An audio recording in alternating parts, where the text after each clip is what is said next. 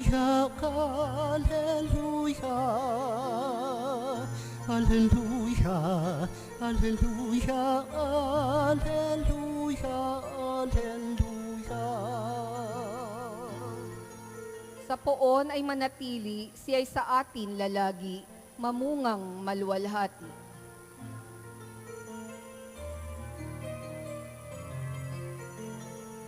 Hallelujah, hallelujah, hallelujah,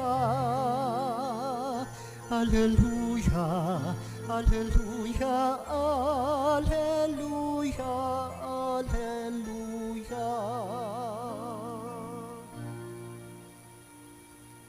Sumainyo ang Panginoon. At sumainyo rin. Ang mabuting balita ng Panginoon ayon kay San Mateo. Papuri sa iyo, Panginoon.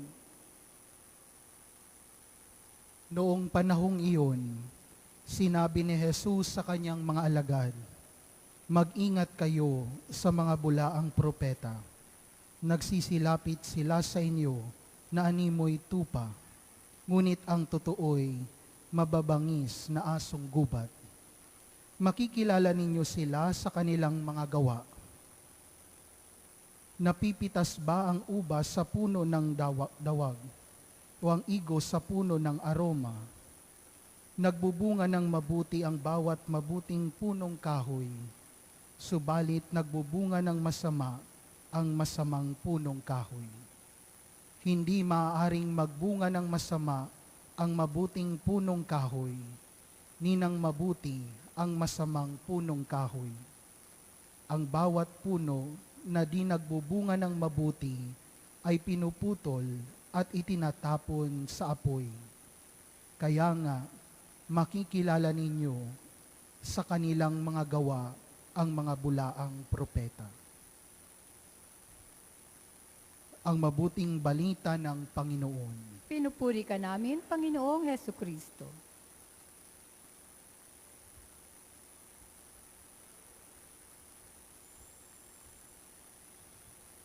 Good evening po sa inyong lahat. Batiin muna natin ang mga katabi natin ng good evening.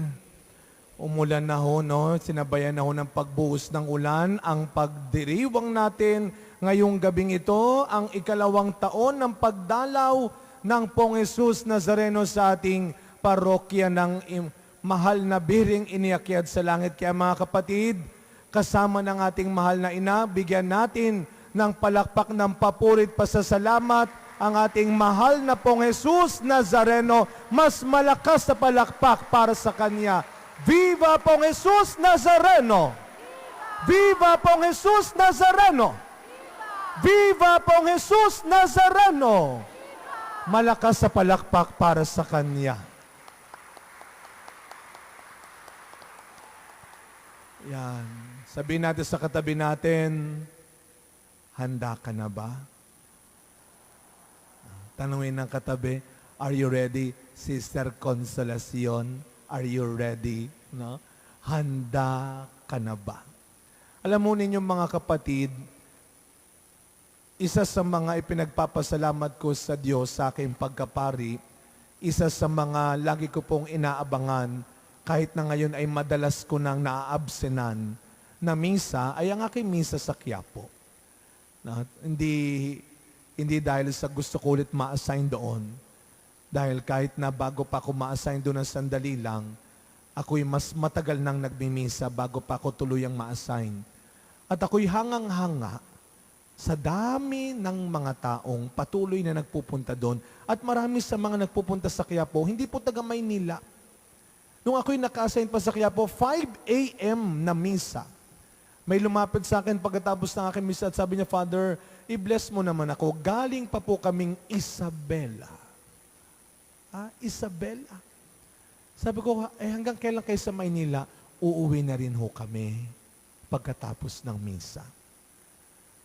At isa ho sa mga katakataka ho dyan, ngayon marami na ho ito sa atin, no? Dito sa Laberisa, mga kapatid na Bukloran, mga kapatid na ihos, marami-rami na ito, no? Pero sa Quiapo ho, dati, ang tanong ko, kaya ayoko na magsalita ulit Dati ho ang tanong ko, kailan kaya ako magmimisa sa Quiapo na 3 lang ang nagsisimba? Tinatawanan nila ako noon. Nagkaroon ng pandemya. At nagkatotoo yun. Nagmisa ho ako doon isang beses nung pandemic time, walang tao. Yung camera lang ng Quiapo Church. Yung laki ng simbahan, sabi ko, sumainyo ang Panginoon.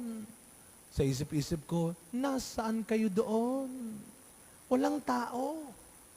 Pero ngayon ho, regular, yung normal na buhay, lalo na ang Biyernes, alam na mga kapatid na ihos, yung mga nagsisimba pag Friday sa Quiapo, 4 a.m. hanggang 8 p.m., loob at labas, puno ang simbahan. Lalo na pag first Friday. At isa ho dyan sa lagi kong ginagawa pa nagmimisa kagaya ngayon dito, ako tinitignan ko talaga yung mga nagsisimba. Kaya kami mga pare, nabanggit ko na ito dati, kabisado na ho namin, kahit dito sa atin Alam ko na yung mga pwesto ninyo. Alam ko na kung saan kayo lagi mahahagilap. Pag tanong, asan si sister? Alam ko kung nasan siya. Si brother, ayun. Hindi nawawala yan doon. Laging nandun yan. Alam namin. Sa kaya po ang pinagtataka ko ngayon, yung mga nagsisimba, bakit paulit-ulit nakatayo lang naman? Pero nagsisimba pa rin. Kaya pag tinatanong ko, bakit balik ka ng balik dito? Bakit simba ka ng simba dito? Ang lahi-lahi pa ng pinanggalingan mo. Binigay na ba sa'yo ng Nazareno? Hindi pa nga po, Father. Sabi ko, bumabiyahe ka pa, ang lahal-lahal pa masahe. Pumupunta ka pa rin dito. Nakuha mo na ba sa Nazareno? Hindi pa nga po, Father. Alam nyo, yun ang deboto. Kahit na hindi ikaw ang nasa harapan, kahit na hindi ikaw lagi nakaupo, kahit na wala pa at hindi pa naniniwala ka. Yun ang deboto. Lahat ng naniniwala at nagtitiwala na sa 4 na araw na ito ng pagdalaw ng Poong Jesus Nazareno, ikaw ay tatanggap ng biyaya at himala, pumalakpak ng malakas na malakas.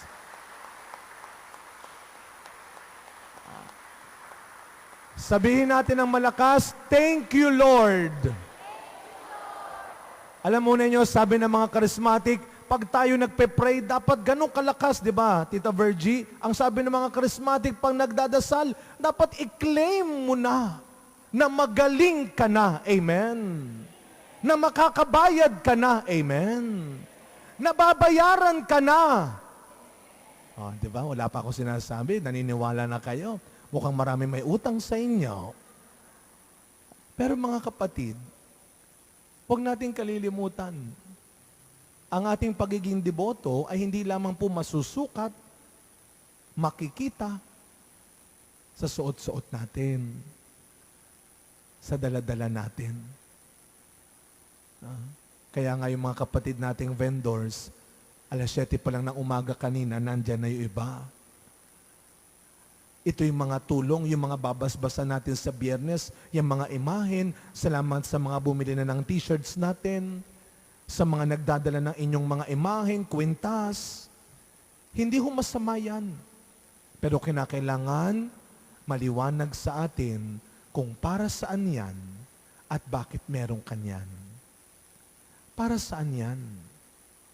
Ang mga gamit na ito ay pinagkaloob sa atin, ay dala-dala natin, ay suot-suot natin, hindi lang para tawagin tayong deboto, kundi para ipahayag natin sa iba ang tunay, matibay na pananampalataya natin.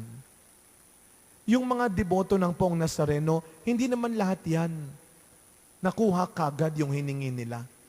Hindi naman lahat yan gumaling din kagad. Marami po akong pinag-pray over din sa Quiapo, ang sabihin natin na namatay pa rin eh. Nagkasakit pa rin eh. Pero tumigil ba sila? Pero umayaw na ba sila? Hindi. Sapagkat lagi nating tatandaan, ang unang biyaya at himalang binibigay ng Poong Nazareno ay ang isang matibay na pananampalataya. Kaya nga sabi ko kanina, ang tunay na deboto ay hindi lamang yung pupunta ka doon dahil may suot ka. Dahil tuwing 9 ng Enero, nandun ka, nagpuprosesyon ka, nakikipaggitgitan ka, nakikipagsigsikan ka. Dahil ang tunay na deboto ay hindi lamang yung tuwing Biyernes, absent ka. Mag-out ka ng maaga. Pupunta ka doon ng maaga. Ang tunay na deboto ay hindi lamang yung ikaw ay tatawaging kabilang ng grupo na ito. Ang tunay na deboto, ang sabi ng ating ebanghelyo, ay makikita at makikilala sa ating ginagawa. Bunga. What is the fruit of your devotion? Our devotion should always lead us to our Christian mission. Baliwala ang debosyon kung walang pagmimisyon.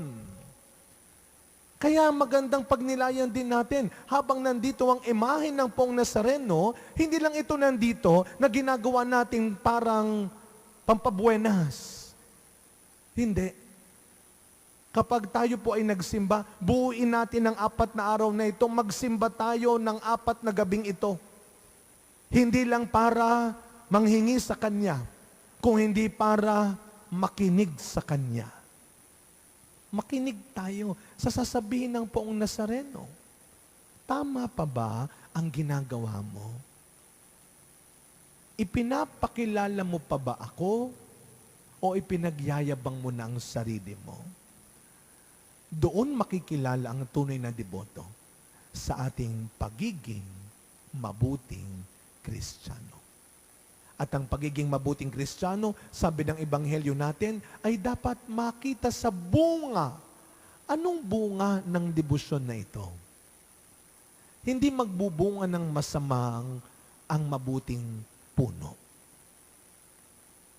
Kung mabuti ang ating debosyon, ipinagmamalaki mo, ipinaglalaban mo. Kung totoong mabuti ang ginagawa mo, kung totoong mabuti ang debosyon mo, dapat makikita rin sa mabuting ginagawa mo, sa mabuting ugali mo. Kaya mga kapatid, habang tayo po ay dinadalaw ng ating Poong Nazareno, buksan natin ang ating sarili. Ihanda natin ang ating sarili, hindi lang sa mga bagong biyaya, hindi lang sa mga pagpapalang ibibigay niya, buksan natin ang ating sarili sa misyon na ipinagkakatiwala ng Panginoon sa atin. Maniwala kayo. God gave you this devotion for you to fulfill your great and special mission. Ang bawat deboto ay misyonero ng Poong Jesus Nazareno. At lagi nating tatandaan, ipapakilala natin si Jesus Nazareno. Ipapakita natin ang debosyon natin kay Jesus Nazareno sa pamamagitan ng ating mabubuting ginagawa sa kapwa-tao. Amen.